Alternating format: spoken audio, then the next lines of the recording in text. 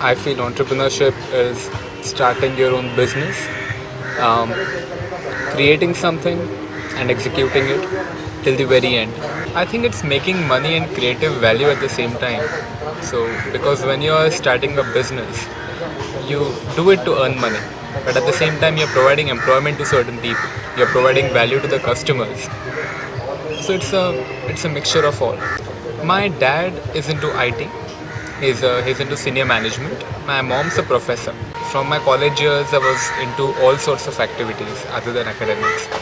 After my internship, I lost all inclination to complete my degree, and then I dropped out. And the only thing I knew from my college years was an online magazine because I'd worked on the college magazine. So that was the first venture I worked on, and then there were a lot of lessons. And that's when I got introduced to many books, many websites that are out there. And I think the bug doesn't really bite you, it's always there inside somewhere. It's just a desire to do what you want. When you're starting a business, there are two things which influence the decision. One is the problem that you have encountered, and other is something which drives you to perform. Hammer and Mop provides premium cleaning service to high-end homes and offices across Mumbai. So we have teams, professionals equipped, and they'll go to a place, they'll clean the entire place up and they'll leave. So it's a very thorough professional cleaning service where we can customize your package to your requirements, etc. In our case, I was too lazy to clean up my own home, and there was no service which could do it for me. So that was a problem which we had identified, and I have always been the kind of person who's particular about customer service. So that drives Hammer and Mop to perform. We plan to increase our footprint over here, and we plan to expand to multiple cities. That's certainly on the cards. I see Hammer and Mop providing some really beneficial employment to people, aiding an effort in organizing this industry and making tons of profit. No threat. I think there's no fear, because there is certainly a chance of MNCs recognizing the potential in this sector and jumping into it. But I feel they should consider acquiring us then. Understanding how to handle employees, that was one major lesson which I had to learn after a few mistakes. And the learning keeps on evolving with every experience, because initially we had 5, now then we had 10, now we have 15 people, and we'll soon expand to 50. That's a big learning, handling people, managing them. They come through references. Like I said, we are all for providing beneficial employment. So we have regular meetings with our employees, and we focus on internal referral system. Education is no bar. We only look for sincere people who are ready to work, and then we train them. So we have an in-house training program. It depends on the kind of criticism that's coming in. If it has a certain base, if it's dependent on the kind of service that we're providing or the kind of sector that we're operating in, we actually try to understand where the criticism is coming from. If it has a base, we have to solve it, because it's actually helping us identify a problem which we might have overlooked.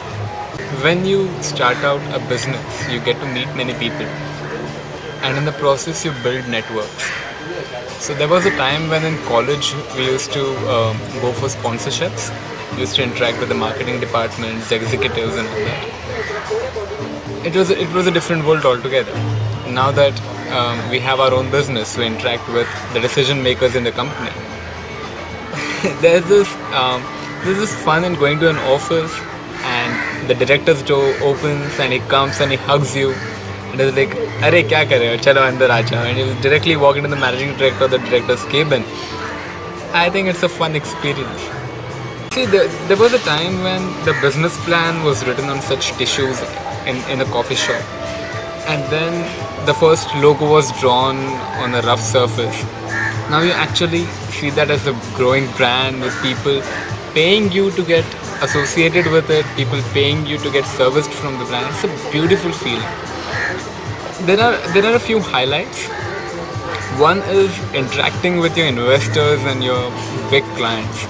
It's always a wonderful feeling because these people are very senior, and when they invest in you, they're actually giving the brand that you created money to be a part of it. So they actually buy that stake, and you have handcrafted that brand. So what can I say? It's an amazing feeling. When you have big clients, celebrities, again you feel amazing. And on the other side, suddenly there's some sort of a pressure when you realize that you're responsible for households.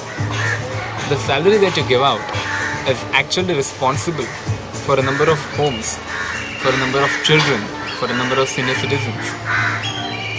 That's a powerful feeling. There are times when I'm pretty stressed about everything, about the work we are doing. Say we lose a big order and stuff of that sort. And we are pretty low, say, me and the entire team. But then we realize that there's a lot of responsibility on us right now. Because in 15 months, Hammer & Mop has multiple loyal customers. We have a certain reputation in the market for the quality that we deliver. We have annual customers, we have employees who look up to us. We can't let them down, can we? So even if we feel low, even if we lose out on a big deal, that's no excuse to really give up.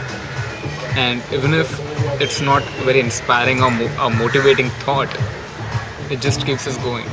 Well, my friends stopped me from starting out when I was in college because they're like, what are you doing, Sushrut? Don't drop out, don't start up, don't do something stupid.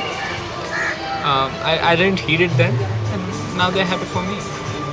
I think when you start up, there is no peer pressure, because everyone knows what a small company is like. Everyone actually is keen to help you out when it comes to understanding the networks that you want to get connected to, the kind of clients you're looking at, etc. I don't know what advice can I offer, but the basic thing is you have grown up here, so you understand the country, you understand the people you live with. If you want to do something, if it's a business, if it's a job, all you have to do is communicate effectively with the people around you and make it happen.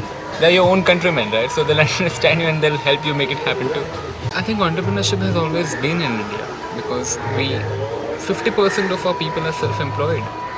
They are entrepreneurs. So even women entrepreneurs have always been around.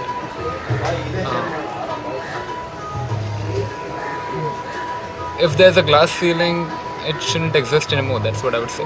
I think there are some encouraging steps taken by the government already. The budget this time spoke of startups for the first time. NASCOM is working on a small little share market for startups. I think the government is doing its bit. It's such a huge country that entrepreneurs need to, at least the government's listening now, so entrepreneurs need to do their own part to focusing on the product. Focus is very important when you're working in a startup. You are tempted to do many things. You're tempted to do all sorts of things to earn money, to develop your product, to put up varied products in the market. But then, yes, that is one thing. Focus on the product. That should stay constant. So in the end, people don't really care for your age. They care for the things that you're doing.